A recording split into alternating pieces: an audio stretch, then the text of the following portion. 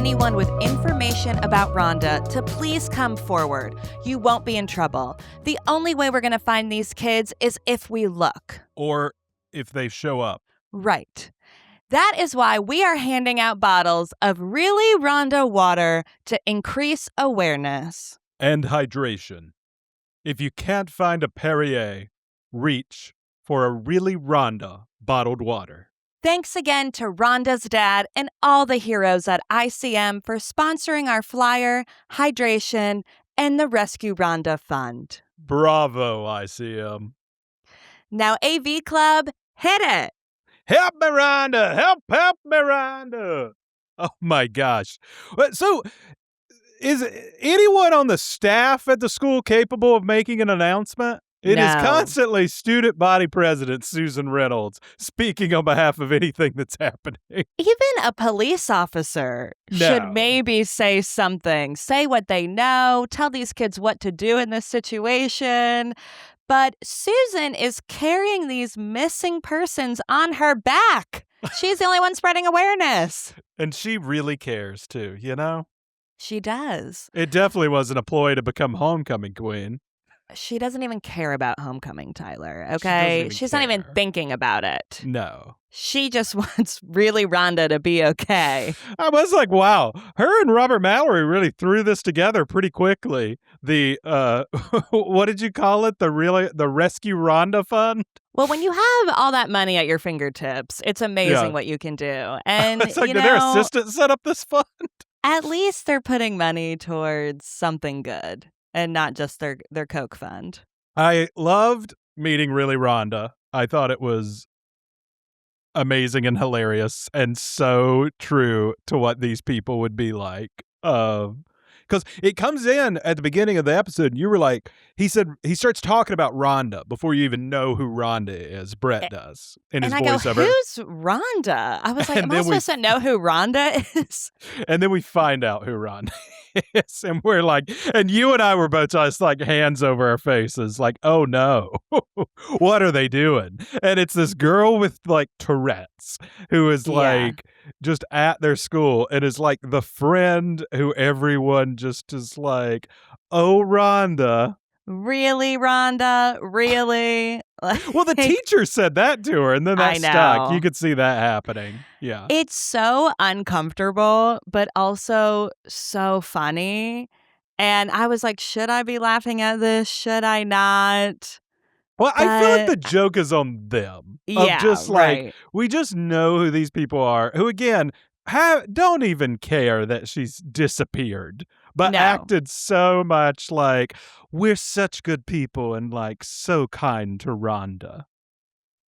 I know. It's so uncomfortable. Yeah. They're such telling things, though. Like Bret says, everyone thought she was hilarious. And it's like, okay. I think you guys were laughing at her. Yeah, I was going to say, they're laughing at her, not really with her. Correct. And they're, too, when he's like, well, she has a neurological disorder, but we didn't know how to diagnose it was that the 80s. at that time. No one knew. He said, we thought she was impulsive. Yeah. And she's screaming like just like crazy things at the teacher. But you know what? She was really good at roller skating. They gave her that. Susan Reynolds said she's even better than Cher. It's like these people. Oh, I love this show. Unbelievable. But what a great opening. Great opener.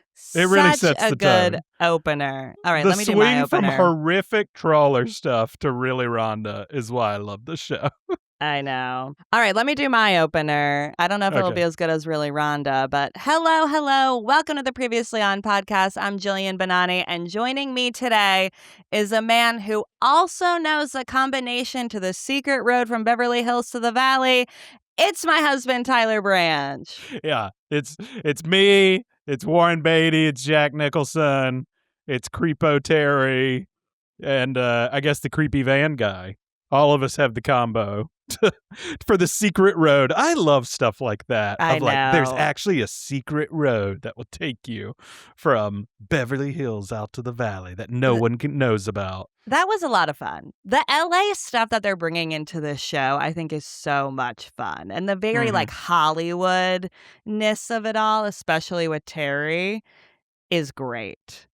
It's so 80s, that kind of stuff too, of these like, because he's like, I thought that was like an urban legend, and he's And like, but it's like that kind of stuff has kind of gone away a little bit with the internet where you can look on Google Maps, but like there really was so much stuff like that of like word of mouth. Like I heard there's a way. You're right. It is so much fun because it's in another time period. And I feel like that is why we love these shows that are in like the 80s or the 90s, because it is so much fun to see that stuff without cell phones. Well, you and I just kept saying how scary house phones are. Yeah, terrifying when you get the trawler calling you. The trawler. Just breathing on the phone. Yeah. Well, today we are talking about the Shards. We're doing eps 3 and 4. We covered 1 and 2 last week. 3 and 4 came out this week, and I am loving this show so much. I'm loving it too. These 2 eps really sold it for me. I feel like the first 2 eps were a little bit introductory.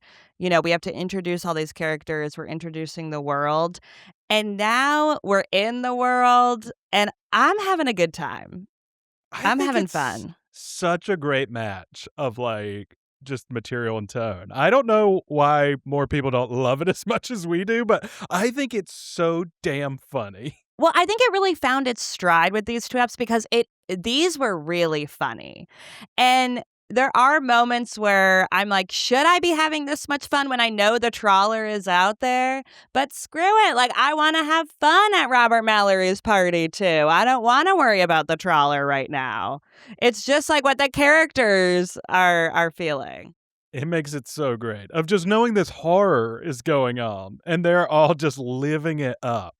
Just like, it truly is like such a great satire of this time period. It's really funny. I think it's like the funniest show on TV right now. I kind of agree. You and I've watched a lot of TV this year, and I don't know if I've laughed as hard as I have at the Shards. I know. Like, sorry to Ted Lasso. I know that just came out, but there's no way that's as funny as the Shards is right now. Every throwaway line they have in this is so good. When she's like, we met at fat camp. I was like, oh my God. And then they move on so quickly. They move on so quickly from such hilarious lines. You really have to watch this show or you're going to miss the funny lines like that. Because they really don't sell them. They're just like, they're there and it's just like we move on. You got to pay attention. That is kind of like how Glee was, I will say. If we got to bring it back to Glee, that's a little bit how Glee was. Give us the quick recaps for eps 3 and 4 because... Sure. I forget some things, too. I know. I need a reminder. Wrote down what happened in each episode. So first, episode 3 of The Shards, which was titled Help Me, Rhonda. In the weeks following Matt Kellner's disappearance, a special needs student named Really Rhonda has disappeared. We see flashes of her imprisoned in a cage in a basement and forced to eat live eels. That was quite disturbing. I didn't like that. I bet not. Bret is upset that his friends don't seem to care about the disappearances or the trawler. Susan and Robert create the Really Rhonda water to raise awareness. Debbie's dad, Terry, takes Bret for a car ride on a secret street that connects Beverly Hills to the valley. The creepy van is following them. Terry makes a pass at Bret, but Bret asks Terry to take him home. Bret visits Matt's pool house bedroom looking for clues. The phone rings while he's there, and it's another weird, heavy-breathing call. Terry catches his wife, Liz, giving a fake Oscar speech and mocks her. The next day, Bret follows Robert to a property on Cielo Drive where the Manson murders occurred in 1969. Robert leaves the house with a bowling bag and drives away. Bret enters the house and goes to the basement. Deceptive editing makes us think he's about to discover Really Rhonda in a cage, but instead he finds the basement empty with a bloody school uniform jacket covering an iguana. Dun, dun, and that's episode 3 of Help Me, Rhonda. That was quite the ending, I will say. Yeah. I was like, what is going on? is Rhonda in this they were basement? I know. I got tricked. I fell for it. I thought, oh, maybe they're like doing this kind of twist where we are going to figure it out right away or something. Well, when Bret walks into the house, which the house was like, it was very cool when he follows him there. Because again, it's just so much LA like noir is happening right there. Of like, we're on the street where the Manson murders happened. The house looks kind of abandoned and creepy. Like the pool is drained. Like he's going, it kind of had a real vibe of like the Psycho House or like Sunset Boulevard. Like it's just, and then he goes in there and you see the locks on that basement door and you saw that they matched what you'd seen with the Trawler. And all of a sudden we were like, oh my gosh, in episode 3, we're really moving. Are we really going to like get into this? But then they tricked us. They tricked us. There was nothing really down there for him to find but that school uniform. But like, what happened to the school uniform? I don't know. Something's going on in that house. It certainly seemed that way. Whether Robert Mallory is involved or not, something seems to be happening in that house. I was sad too because I really like Rhonda and I thought she was about to get rescued. Then I felt really bad. But it was also such a release that you didn't see like something terrible happen to Rhonda in the ep yet, because it was looking that way for a minute. I know. With the eels and her getting dragged out of the cage too. The Trawler is going after the likable characters in this show. Yeah. Matt Kellner, Rhonda, like they both seem to be good kids, you know?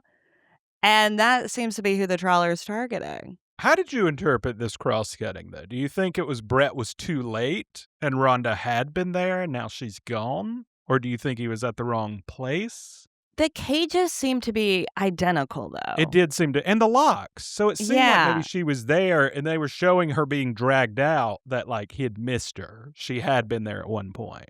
That's what I took it as, now that we're talking about it.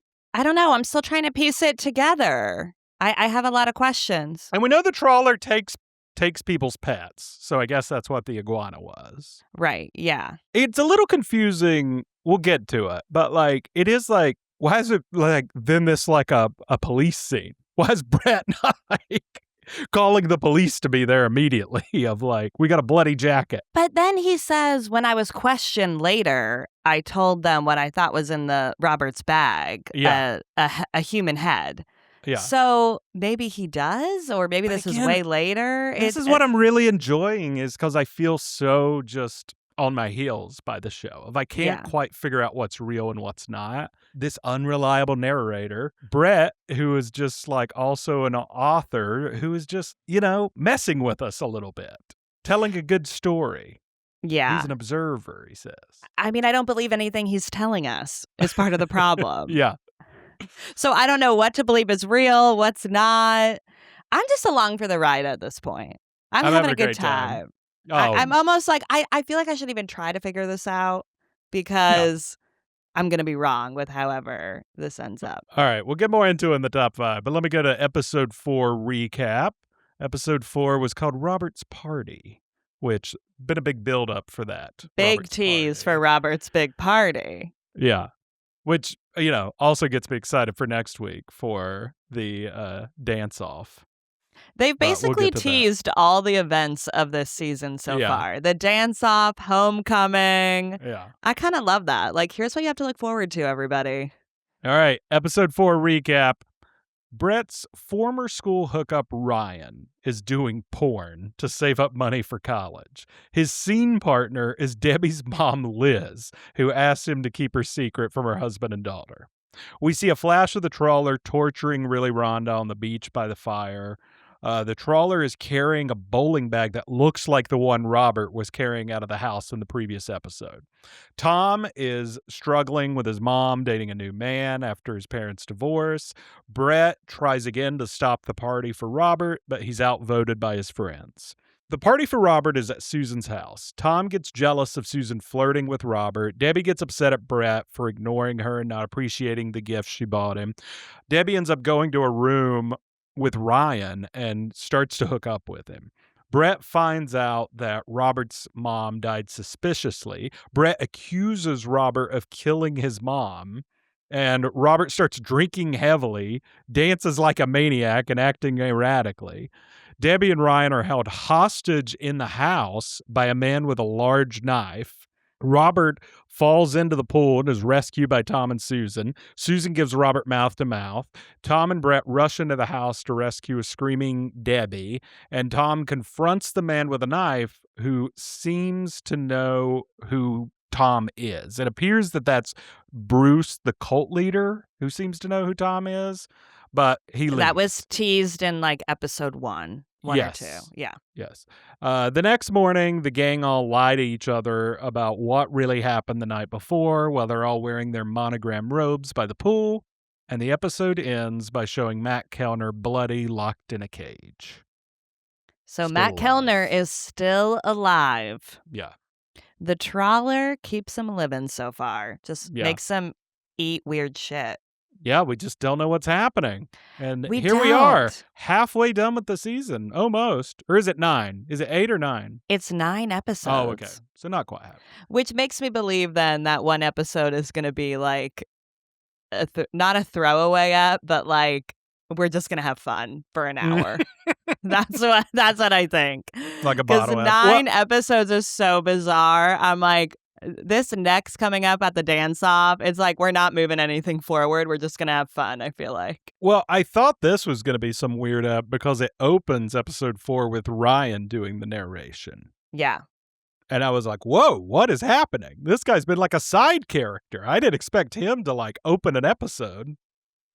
But it was fun. And I also didn't expect him to be doing porn with Debbie's mom. That was quite a shocker, I would say. Expect him to be doing pornography. Yeah, didn't expect that. No, and not just pornography. I'm like, okay, he's an entrepreneur. His parents lost their money. Like, he's figuring it out. Good for him. Get you. But doing it with Debbie's mom, I was like, wow. This show goes there. Yeah, it was great because we'd had the heartbreak of her giving that Oscar speech and that before. I know, that's and such a being good mocked scene. by Terry, which you and I brought up in episode 3. We're like, I think this is the first time we've seen these people talk to each other. This married couple. Their first scene together. It's him mocking her because she's got his Oscar and is giving her Oscar acceptance speech. It's sad. It was so sad. I mean, death to Terry for mocking her in that moment. He ruined her life. Yeah. He keeps her locked up in this house. Let her go to dinner at least. She would be such a good Real Housewife if this was today. Like, Liz would get on Real Housewives. She'd have been Real Housewives and of Beverly leave Hills, his right? Ass. Yeah, she'd be Real Housewives of Beverly Hills. Be amazing. And would leave him by season 2 and be like, that man ruined my career. I couldn't do anything because of him. Now I'm making my own way. Yep. And she's kind of doing that with porn now. So at least she has something That's for her herself. way of doing that. That's her way of doing Housewives. now they used to have to do porn. Now they can just go on Real Housewives. An expose on Terry and all his improprieties. Oh, yeah. He'd be canceled. He'd be done. He'd be making movies overseas. Yeah, they'd be looking into Terry's former taxes. They'd be pulling out those tax documents for sure. That's so true. I just got so caught up in Terry and Liz. What were we saying? The porn opening was very funny. Yeah, it was. Again, it's like, this is kind of wild of like, Debbie's classmate and friend is doing porn with her mom, but the show makes it so funny. Like when Liz goes to him, how's your mom doing? It's just so funny. It's great. It's also funny that Ryan is at least bi. Because he's hooked up with Bret. And so it's so funny that both these women continue to be attracted to men who like men. I know. Debbie. It's tragic. It's tragic like for mother, their like happiness. Daughter. Yeah, they really are quite similar. They both love cocaine and men who like men. When Debbie started flirting with Ryan, we were like, she loves a gay man. And, I get it. What else happened in the app that you loved? Oh, the Robert thing. The Robert thing was crazy. like where he starts going erratic. It's so interesting because I still don't have a great handle on who Robert Mallory is. You know what I Well, mean? he seems to have a lot of secrets. Mm-hmm. And I think that Bret is trying to uncover them, but isn't going about it in the right way, and we're not getting the right information. But it's also weird how Bret's friends don't seem to care about the disappearances. No, not at all. And it is kind of wild. Like, they do not want to cancel this party for this new guy in school that they barely know. Do They you think they just should have want to canceled the have this party? party. You know, I think they should have, because there is direct danger out there that is going after their classmates. But I'm not going to lie. Like, if I'm in their position, I do not want to cancel this party. Yeah. I would have voted don't cancel, probably, and been like, we'll increase security. Why are they just paying for security at this point? I guess that's true. I mean, there are no parents or adults around ever. So they are kind of on their own. I don't know if Robert needs a party, since he seems to be popular enough to be heading like rallies for Rhonda water. Well, he's wearing those leather pants. People are intrigued. You're a popular guy with those leather pants. Yeah, he has a look. He is so damn charming. I love it. I know. The dance moves? Yeah. He was killing it. It was so good. That was fun to watch. I've got to get you to watch when I put on a movie before we go to bed one night. At 2 a.m.? You know, I always put on old movies before we go to bed and you get mad at me. He puts these movies on starting at 12:30, not a minute before, and sometimes it can be later. Sometimes it can be starting at 2 a.m. I find them very comforting, and I fall right asleep, and then sometimes you get stuck watching them, and you say, I've like ruined your sleep for the night. I get sucked in. I mean, the other night I almost put on Varsity Blues, and I thought you were going to hit me. It wasn't the time, it wasn't the place. I haven't seen it. That is a like 8 p.m. movie on a Saturday night. Anyway, what I want to put on is American Gigolo, which I think you'll find really interesting because it's early 80s. I think it's around this time. Takes place in like Beverly Hills, and it's Richard Gere being a gigolo. Right. And like there's just a lot of the vibes of Robert Mallory. Like, I feel like emulating his father in this. I could see Robert Mallory being a gigolo, honestly, now that you just said that. That Either could be the a fun Trawler or a twist. gigolo. Yeah, I'm going more with gigolo at this point. Fair. I think Susan would like to partake in his services. Yeah, I would say so. I'm kind of rooting for those two. Sorry, Tom, but I'm rooting for Susan Reynolds and Robert Mallory. I am. I'm sorry, but they what about look good Thom together. And Bret? No, goodbye. Like, Tom is sweet, but talk about someone else who has a lot of secrets. I don't really know what's going on there. I just don't see Susan and Tom together. Tom seems a little dumb for Susan, honestly. Yeah, I get what you mean. That was a high school relationship that should have stayed in sophomore year. That should have not even gone on to junior year, and now we're in senior year. Like, it's time to call it quits, you two. It's time to explore a little bit more. It doesn't seem like this is going to be a college relationship. No, I think it's ran its course. It's got to be done. Yeah.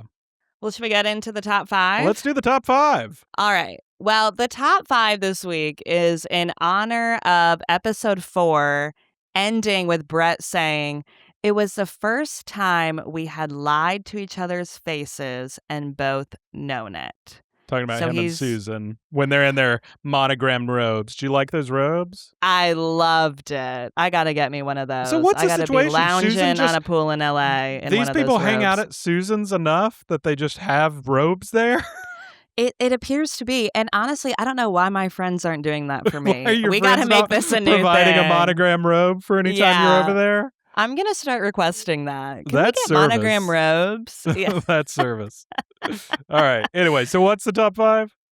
The top 5 is top 5 characters lying to our faces. Okay. The lies are really starting. Yeah. It's all coming out. A lot honestly happened in these 2 episodes too. Oh, yeah. But A lot went down. It's why I think it's important to read the recap sometimes, because it's hard for me to remember everything that happened, because so much of it's like a fun hangout vibe. Like, I think if I remembered 4, I would just be like, the whole thing was just the party, you know? And then Right. I'm like, But oh there was a yeah, lot more. it opened with all this other stuff. Yeah. Yeah. Like, I kind of forgot about Ryan narrating and the whole porn thing until we talked about it again. Yeah. But that's why I think this show is so good, because it does a great job of balancing the vibes with plot and with a lot happening. So this show makes me want to have a martini, makes me want to have a monogrammed robe by a pool, makes me want to smoke a cigarette. Wow. But things are also happening. We're in Mad Men territory here of you needing to smoke a cigarette watching the show. Yeah, it makes me want to drink and have a cigarette like Mad Men, okay? But it's also lot's got going on. hilarious lines like Debbie being like, well, they didn't cancel the Oscars when Martin Luther King was shot. Which, talking about Robert Mallory's welcome party. Unbelievable. The lines are so funny. Unbelievable. Like, ridiculous. Yeah. So good. All right, back to our top 5. So, number 5 character lying to our faces goes to the Schaefer family. The okay, whole a lot family. of lying going on in the Schaefer family. We have Debbie's lying that the cult guy with the knife made them take off their shirts. Their shirts were off because her and Ryan were hooking up, which she stopped it from going further. Good for her. I mean, Bret was so mean to her. She could have done whatever she wanted in that moment, in my opinion. He was really mean when she gave him the book.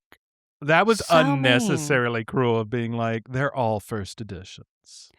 It was so mean. And she was so sweet to bring him that, carry it in her little clutch. Like, that's annoying to carry at a party. We usually find Bret's snarky little lines quite funny, but on that one, we were both like, boo.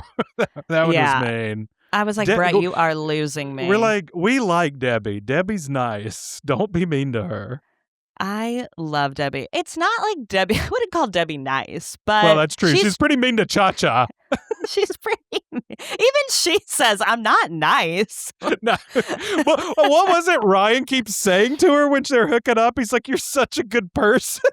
She was like, I'm not a good person. What are you talking why about? Why is he saying this? I think though people are saying that, even including you, because she's true to herself.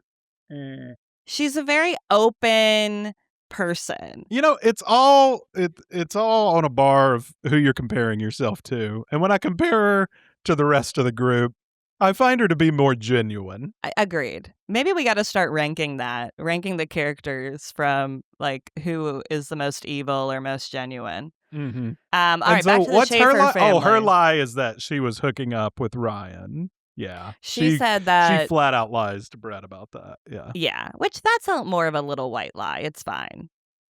That she was about to cheat and had taken her clothes off. Just a little white lie. Whatever. Wow. Whatever. I'm on Team Debbie here. You're like, she was coked out of her mind. I'm on Team Debbie because she has these wild parents. And I think she's doing pretty well considering who her parents are. Yeah. She just wants to be loved. Ryan was being nice to her, and he's got great hair. Yeah, and she stopped it, you know? Yeah. All right, back to the Schaefer family. So Debbie's and lying he's wearing about the that cult cologne guy. that her and her mom both love. Like mother, like daughter. He says it's for men. I'm so worried where this mother-daughter relationship is going to go. I'm so worried. I was like, though, if Debbie had just told Bret the truth about that, Bret might have been like, I'd join in on that. Oh, yeah. His performance would probably be a lot better with Ryan there. I know. He would probably like that. I think that would be good for all three of them. I encourage it. It was the 80s. They weren't ready for that. Yeah. All right. Back to the Schaefer family lies. Then we have Debbie's mom lying that she's doing porn with one of her classmates. Is that a little white lie or? That's a bigger lie. Yeah, that seems like a bigger lie. That's a bigger lie, yeah. It's basically like the plot of a porno is happening outside of the porno. Yeah. That it's like your friend's mom. That's why it's so funny. It's so funny. And then we have Terry just being an overall creep with Bret constantly, which this might be even a bigger lie than what Debbie's doing with Ryan. Because I ultimately don't think Debbie would care as much about that as her dad hitting on her boyfriend. Yeah. I don't know. Her mom did have sex with Ryan on camera. For work. That was work. And Bret, it does not seem, has taken any of Terry's advances so far. He just wants to get a screenplay, which I'm like, you might need to get that in writing, Bret. I don't know if you can believe a word Terry's saying right now. Yeah, I know. I'm worried about where that's headed. It's not looking good. I think Terry's looking for one thing. Yeah, I would say so too. I don't really believe he's going to make this screenplay. We'll see. I don't know. So I say Terry's the biggest liar, then Liz, then Debbie. I can't believe Terry has so many Oscars. I wonder what he made. What came out in the 80s that was huge? I mean, those were when movies were like blockbusters. Yeah, I don't know. I don't know what he made. Like he's like Francis Ford Coppola or something. Yeah. I feel like, though, he's just one of those producer guys with a lot of money. I don't think he's a director. I think he's just a producer. Oh, is he just a producer? I thought he was a director. It's unclear he's giving what he me does. Producer energy. I think he's just more of a lunch guy in L.A. That's why he's giving me producer energy. That is producer vibes. Yeah. A lot of lunches. He's not a director. Yeah. He's just throwing money at movies. That's what he's doing. Maybe so. Who knows where he's getting that money, too. Well, I like that, though. All the Schaefers. Liars. Yeah. All right. Number 4 character lying to our faces goes to Susan Reynolds. Susan is lying about what Robert Mallory said to her after she gave him CPR. Or is Bret CPR? That's in quotes. Bret, it's so funny. You know, that's like something I would say to someone where he was like, when you kissed Robert last night, and she was like, that was CPR, and I'm like, whatever. It didn't really seem like CPR though. I don't know if it was perfect form. It looked like the lips were really like more like a kiss. Yeah, I would say so. Or no matter what, I think she wanted to kiss Robert Mallory. And Robert said, what did she say Robert said? She said he had nothing, like, I don't know. She was just like, I'm good, or thank you. That's what she said. She said Robert said thank you. But what Robert actually said was, she was like, are you okay or something? And he said, only when I'm with you. Yeah, something like that. Yeah, look at that smooth guy. Robert only Mallory. Around you, something like that. I love it. You're shipping I'm him hard. falling for it, yeah. You're like, out of the way, Tom. I'm like, Tom, you're a little bit of a doofus. We got to get out of here, okay? I don't care if Robert Mallory might have killed his mom. Like, this seems like a better match to me. Oh, my gosh. Well, Tom's sad boy about his parents' divorce, child of divorce. I know. It is sad, but get over it. He doesn't seem to have near as much money as everyone else either. Like, that I noticed house that too. was And that actually made very, me like, modest, yeah. That made me kind of, I think there's just more to Tom than what we know right now. And I am intrigued. I think there's a lot more going on here. And how did he get in with this group? Maybe he's on like an athletic scholarship at the school or something. I don't know. Or did they have to move to a smaller home because the dad's not there or something? Oh, maybe so. Yeah. But that was interesting. Because they did show us like where he lived, and it seems so. When you think of Bret's palace, he's prancing around in. It's like, wow, this is a very different atmosphere for Tom. I think though with Tom, he didn't grow up with Susan and Bret. And I think that Susan and Tom got together because he was like popular guy at school with athletics. So I feel like he's kind of the guy in the group because he was popular. He's good at sports.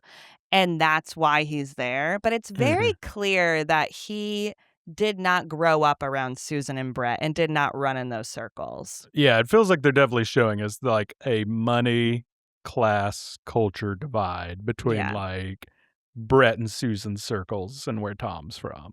Yeah, definitely. And Debbie, too. Debbie's obviously quite wealthy.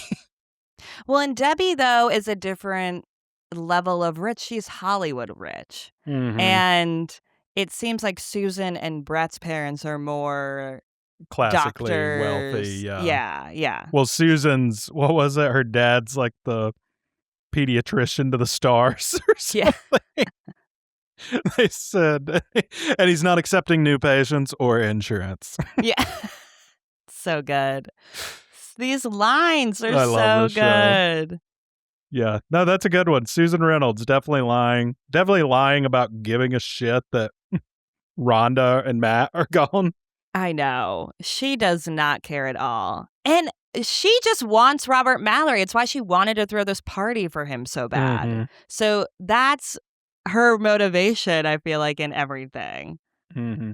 And why did they not mention Matt at the rally? Like, why is the water only for Rhonda? I think the students there just think Matt is off in Big Sur. They just convince themselves of that at this point. We don't even want to worry about this anymore. So let's just say he's off in Big Sur. He's having a great old time. They've just convinced themselves of it. It makes it even more tragic at the end when you see Matt's alive. And they haven't done anything to try to find Matt. Well, I feel like the Trawler is targeting these kids who people will not really go and look after. Mm-hmm. You know, it's like Matt's parents were not interested in him. He didn't seem to have that many friends at the school, really. And with Rhonda, they're all convincing themselves now that she's in an institution and her parents just don't want to talk about it. It's so interesting because you can't decide, is everyone else so oblivious and crazy to not care about these disappearances and murders? Or like, I don't know. It's so strange. Well, but Bret is like obsessed with it. I know. It's like all consuming to him. And he's like, we're in crazy town right now. Why aren't you guys more worried? Mm-hmm. And I'm curious now if they will be more worried now that there was a man with a knife at Robert Mallory's party. Is this going to be a wake-up call for them? But I don't know. But it also kind of is a little bit like today when you talk to that person who's super into like true crime podcasts and they just start telling you about all these murders that happened like in your state you didn't know about. And you're like, what? And I'm like, I'm just living my life like normal. What are you talking about? Well, it also reminds me of COVID time where it's like, I don't want to think about that. I just want to keep living my life as is. Yeah. You're not canceling Robert Mallory's party for COVID. Yeah. You're like, it's outdoors. Absolutely not. We'll wear a mask, you know? We'll be safe. These people, they'd have their masks down to here all times. Yeah. Be great. All right. Number 3 character. It'd be like a Prada mask. It would be like a mask with a bunch of holes in it. That's like chain, like diamond mask. So good. All right, number 3 character lying to our faces goes to Robert Mallory. He seems to be really lying about quite a number of things. We find out a lot about him from other characters. We do. Well, we found out from Susan that he has mental health problems. Yeah. Well, she says in this when he's drinking of like, oh, he's not supposed to drink on his medication. And it's like, wow, Susan really knows a lot about his medical history. Well, the principals seem to open up to Susan about everything going on with Robert, which just he showed her his crazy. Charts. Yeah. Come take a look, Susan. You're student body president. Come check out his charts. The principal's like, Susan, come take care of this, okay? Yeah. I can't deal with this now. We got missing students that I don't care about, and I can't care about this either. Yeah. And then we find out from a random kid at the party who somewhat knows Robert that it's rumored that he pushed his mom down the stairs and that's how she died. Yeah. Well, those guys were from Chicago, where Robert Mallory's from, and said they went to like middle school with him and said that this happened and he'd been cleared of wrongdoing, but it seemed to be there were rumors about her mysterious being pushed down the stairs kind of thing. And Bret, he doesn't need a lot of evidence. He hears that, and he's off to the races. He's like, he did it. He killed her. He killed Rhonda. He killed Matt. He killed his mom. He's like, I'm going to believe this random guy at this party that I've never met. Here's my proof. I got it. Bret, terrible. You don't want him on your jury because he is leaping to conclusions. Yeah, that's all he needed. He doesn't need much evidence. Meanwhile, that guy was kind of laughing when he was saying it, too. Like, this was just a joke that we all had going on. Which I get what he means. If it's like the Really Rhonda thing, how we were saying, like, something stupid like that just sticks, where it's like, really Rhonda, and then just everyone says that forever, like it's the whole school's inside joke. Where it's like one of these things where it's like, did Robert push her? And that's like the whole thing. But then it's like, no one really like thought that or had evidence of that. It seems to be one of those like just joke things people say, because he even says it as a joke at the beginning. Yeah. But Bret is not seeing any humor in it. No, it sounds like it was just kind of what high school kids think is a funny rumor. Yeah, exactly. Even though it's not funny, but they just ran with it. Very much so, yeah. Yeah. And, well, we really see Robert Mallory fly off the handle this episode as he starts drinking and dancing and stepping on shards of glass. Shards. He's stepping on all the shards. I thought that was a metaphor. What do you think it means? I think it was like, he's like broken this friend group into all these broken shards of glass, and he's stepping all over it, And he's kind of loving it. Oh, yeah. He hasn't been in this group long, and Bret is losing it. He's going after Susan to where Susan and Thom are now having problems when they never did before. Like, he is really stirring the pot in this group. Oh, yeah. And, also, we didn't know he was a bowler. He seems to have a bowling bag. Wasn't that just a popular bag back then? I don't know. We don't know what he was doing in that house. No. We don't know what he's up to. There's a lot of questions going on here. He's definitely saying a lot of lies. We don't even know all the lies he's telling at this point. We don't even know if he was at The Shining. Yeah, we don't. It all goes back to The Shining. Yeah. All right, number 2 character lying to our face goes to our unreliable narrator, Bret. Bret lies to Susan about what he says to Robert Mallory. Yes, he does. He really caused that whole scene. He did. He caused Robert to drink so much, do the dancing, end up in the pool for Susan to have to revive him. And who knows, though, going back to Robert Mallory's lies, it didn't seem like he was actually drowning in the pool. He wanted Susan to save him. There did seem to be a little smirk on his face after the mouth-to-mouth. Yeah, so that was another questionable lie. Yeah, he's a little drama queen. Yeah. I would say everyone on this show is a drama queen. Yeah. But Bret really did instigate all of this. Sure. And then he's also lying about the Matt Kellner relationship. I mean, he's going to Matt Kellner's house looking for clues and is not telling anyone that they were have a history, had a relationship. He keeps saying, I didn't even know him. Yeah. I mean, even Debbie gets so confused. She's like, you didn't know this guy. Why do you keep bringing this up?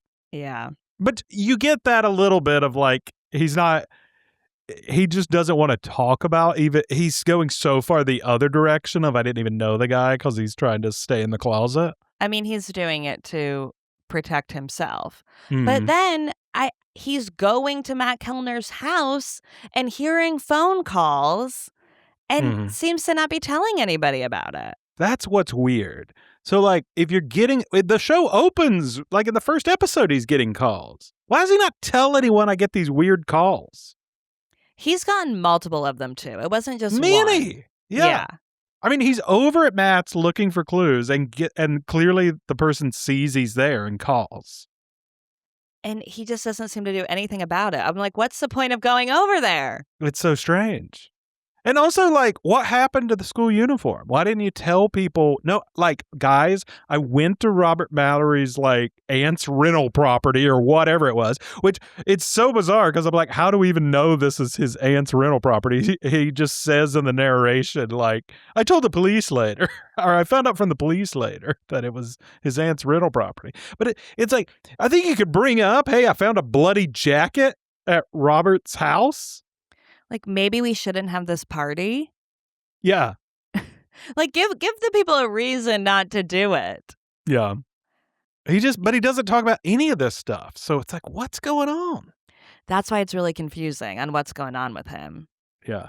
He doesn't, because he rants and rants about how he thinks Robert's a psycho killer, but he provides zero evidence to anyone. So it kind of seems reasonable when Susan's like, you're the psycho. What are you talking about? She constantly keeps saying how much he exaggerates too. Yeah. So then I just don't know what to believe anymore with him. We don't know what to believe. We think he's lying left and right on these narrations. Left and right. Are you ready for our number one character lying to our face? Who do we have left? Maybe one of the more important characters. Number one goes to the Trawler. The Trawler is lying left and right. I the guess show you're right. is even lying to us about the Trawler. We don't even know who the Trawler is. That's a big lie. I'm more confused than I ever was because in the scene with Debbie and Ryan at the party, for a second, I thought that was Robert Mallory's face. Oh, I did too. It was confusing. There's something about like since they're both wearing like wigs, I feel like I was like, is that Robert Mallory? And then like when they cut back the second time, I was like, oh, that's not Homer Gear. No. But I did think it was him at first. I was like, does he have a doppelganger? Confusing. Yeah. I was like, are we going doppelganger? I thought we were going twin. I thought Robert Mallory has a twin out there. Yeah. And the twin is the Trawler. I think it is that guy that played Bruce, right? Yeah. So we think that guy with the knife is Bruce, who is the cult leader. Yeah. And is not the Trawler. I think the show is just throwing a lot of things at us. I think the cult leader is separate from the Trawler. Yeah, it seems that way. I guess cult leaders were just going into houses in LA all the time with large knives. If there's a good party. Yeah. There's what kind of cult leader are you if you're not going to the hottest parties in Beverly Hills? Of high school students. Yeah. Well, and then we have the creepy van, too. So do we think the Trawler is the creepy van? We know he has the code to get to the secret road because he's following them. Or did he just follow them in? But I think the gate closes behind you. Oh, that is creepy then. I don't know. So are you saying the Trawler could be Jack Nicholson? It might be Jack Nicholson. What a cameo that would be. Or Warren Beatty. That would be so good. Warren Beatty hadn't made a movie in 10 years. Or Jack Nicholson. Either one of them just coming out of And the Trawler. That would be great. They make their return on this Ryan Murphy show. Yeah. I don't know. I don't know what's going on. People need to be more concerned about that van because I've seen it in every episode just creeping along. Now I'm really seeing it. Yeah. And then there's the cages. I don't really know what to believe with that. And are they just in this one house? Are there multiple houses with cages? Where are you keeping all these pets? You got the iguana in the cage, but I know. You got an aquarium down there for all the fishes? Well, and it seems that the Trawler is keeping Rhonda and Matt alive, which is interesting because in the first two eps, we saw that his victims were killed. Well, I think the Trawler, once again, like you said, everyone on the show, a drama queen. I think the Trawler is waiting for a big moment to kill them and display their body. To do like, he loves the drama. Yeah. He's probably going to do it at Homecoming. I'm nervous. I'm rooting for Rhonda, though. All right, honorable mention for our top 5 characters lying to our faces. Honorable mention goes to Thom Wright because Tom seems to have some secrets. He seems to be lying that he does not know the cult guy. Yep, Bret asked him about that, and he says, no, didn't know him. Never seen him before. He says he just knew my name Tom. because you and Debbie said it. Yeah. Which Debbie did say his name. I know, but the way the guy said it, it seemed like they had some kind of relationship with each other. Was Tom in that cult for a minute? Maybe. I do feel like Tom is living a second life that we don't know about. I could see that. Yeah. But I feel like it's going to be something kind of sad. Mm-hmm. And That's Thom gonna is make us feel really dumb. bad He could for him. really get sucked into a cult. You can see it. He has the hair for it too. Yeah. That long hair. His Yeah, parents are no. divorced. Maybe he didn't know where to go. Maybe You're the right. It cult does preyed feel on like him. there's something more to Thom we don't know. Yeah. Because he definitely knew that cult guy. He's kind of been the most nothing of the group so far. Yeah. And it feels like there's more to come on that. I think we get a sense of Bret, Debbie's, and Susan's backstories. We've gotten like little lines here and there, but you just get a sense of it. And with Thom, I don't understand his backstory as much or his family life. I mean, now we know about the divorced parents, We're getting but there, yeah. I'm still kind of confused. And there's a sadness to Thom that's there. Well, that leads me to Whodunit. Whodunit? Whodunit at this point. Who you think that Trawler is? I don't think it's Robert Mallory.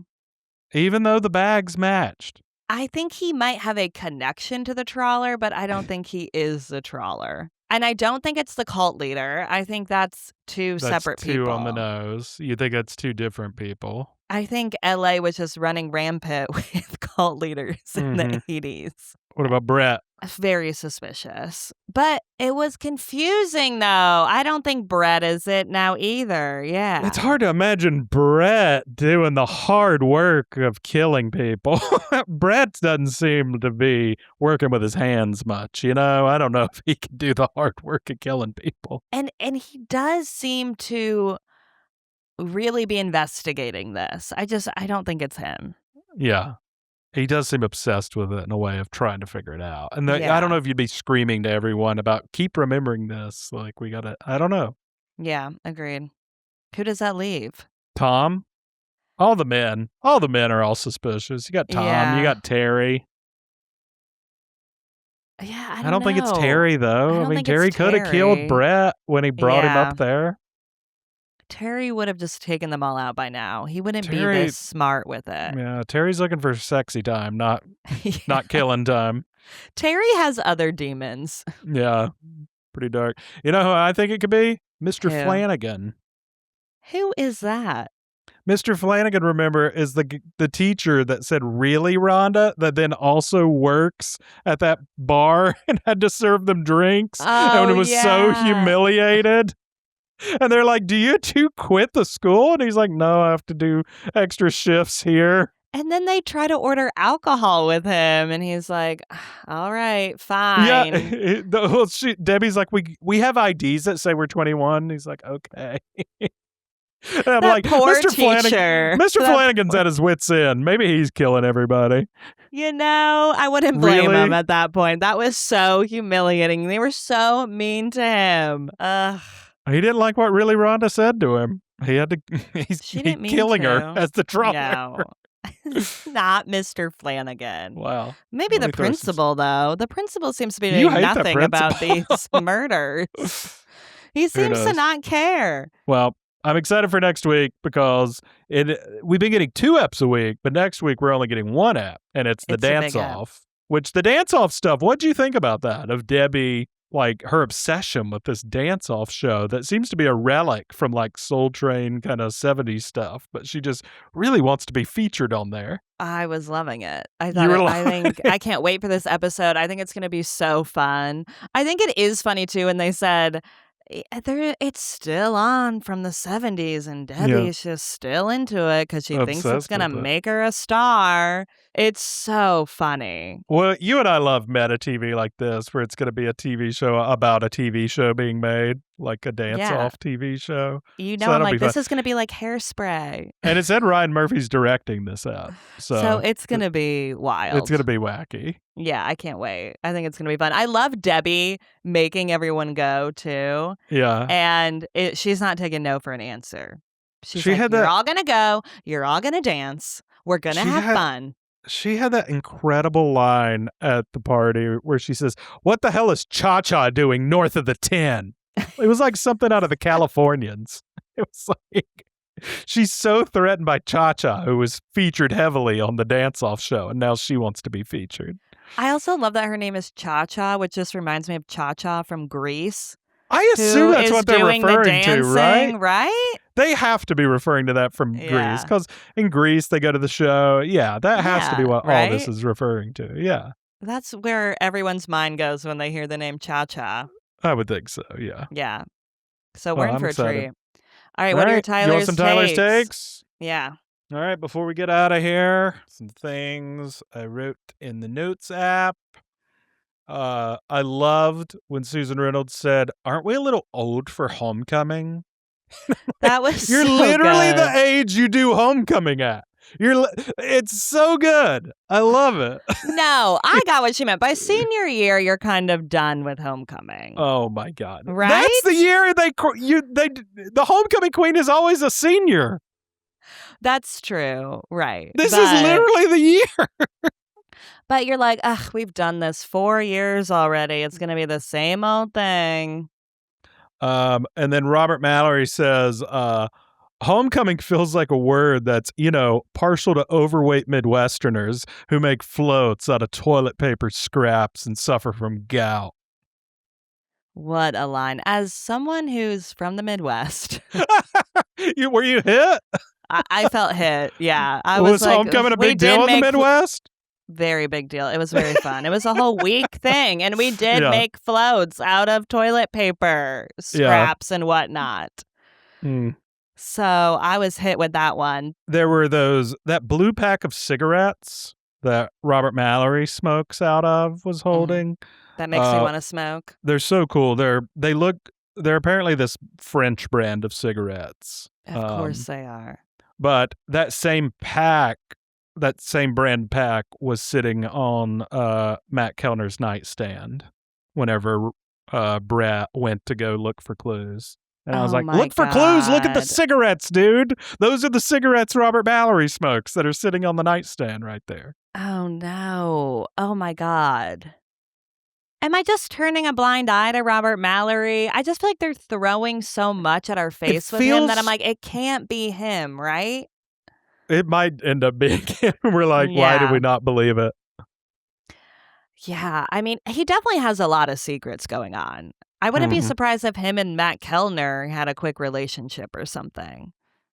They talked about, I think it was Eaton Pates is the name. I can't remember the name. Sorry if I said their name wrong. But it's basically that they were talking about that at the Really Rhonda rally of like the kid in Soho who disappeared. And that's based on the real kid who I think was the first kid used on milk cartons. Oh, yeah. And that case is like still ongoing. Like, oh my God, really? There was like it had to go to like the Supreme Court this year over like whether the person who was recently convicted of taking that kid, like it's a crazy Wikipedia spiral. Wow, I gotta look into this. So many people have been accused of taking that kid throughout the years, and they think they finally have the one who did, and it's such a crazy, horrible story. That's but yeah, sad. the milk carton, but just their smugness of, well, we wouldn't put it on a milk carton. I know. We'll put it on a bottle of water. And not just regular water, sparkling water. Yeah. They're like, get your sparkling water with Rhonda's face on it. I'm still mad they didn't mention Matt Kellner at the rally. Fair. Ryan and the snooze button, very relatable, of just setting the alarm an hour early before high school and just snooze. I do that to this day. I'm setting my alarm an hour earlier and I'm snoozing up to 5 times. That buckwheats looked like some cereal I would eat, didn't it? That looked good. I did think of you when we saw that. I was like, Tyler would eat this. Did Butch Banks, the producer of the porn, didn't you say she was on Glee? That actor? Yeah, I believe it's Dot Jones. Oh, fun. From the Ryan Murphy universe. I thought the porn and VCR thing was very interesting. It's of just like, you're making these porns thinking they're just going to theaters and no one will ever see them again. And then all of a sudden, like, Ryan realizing, like, wait a minute, I could be on, like, VCR tapes and people are going to have this in their house? Like, that's a whole different thing than what I signed up for. That you can was see really he's funny. quite concerned about his future all of a sudden. Yeah, he was like, this was way better when it was just going to be completely in anonymous. theaters. Like, Yeah. people maybe see it if they go there, but, it's pretty safe. And now to be on like VCRs, people can watch it as much as they want. That's the difference. And if anything, he needs to renegotiate his contract for that and get some more money. Butch Banks had an incredible line where she's walking Liz and Ryan into the porn scene, and she says, "Well, this is a big scene, a big chewy scene. Throb Johnson, aka you, is eager to fuck his stepmom, aka Cammy Soul. So that's what's gonna happen, dramaturgically." Unbelievable. I love the lines in the show.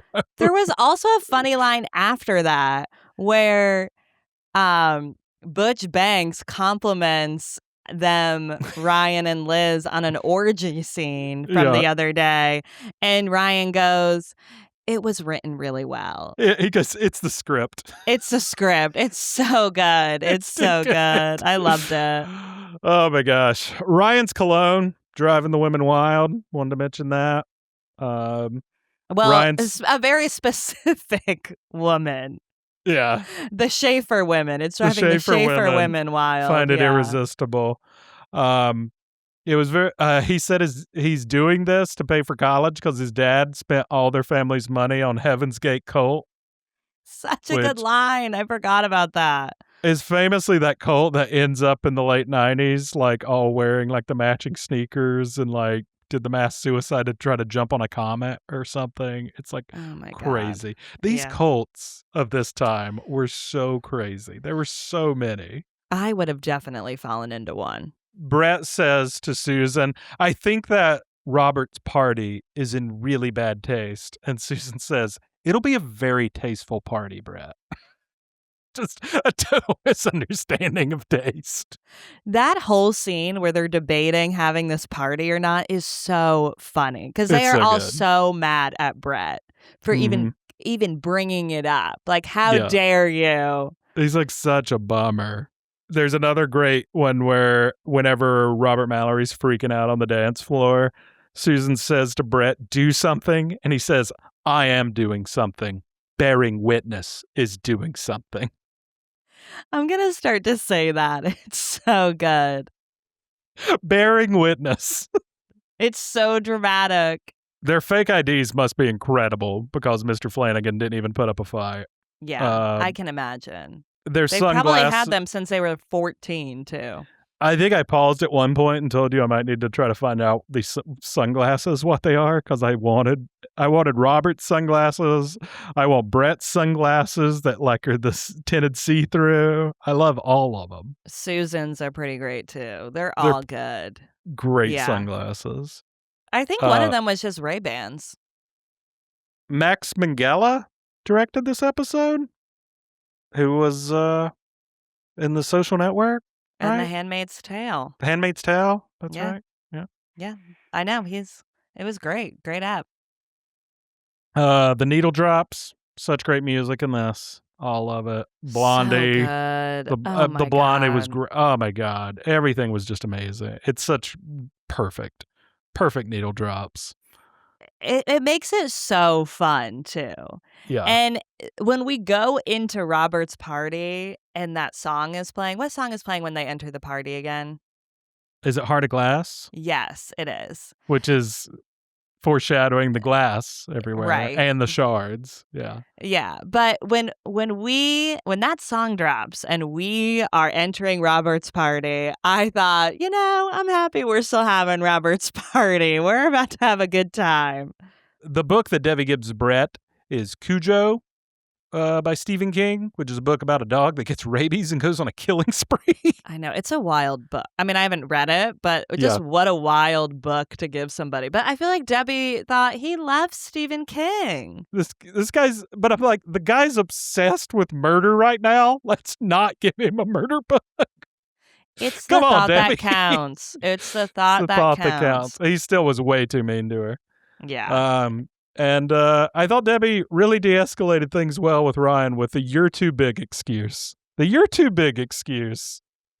That was great. Flatter I the forgot man about and that. get your way out of there, I thought, wow, that is good.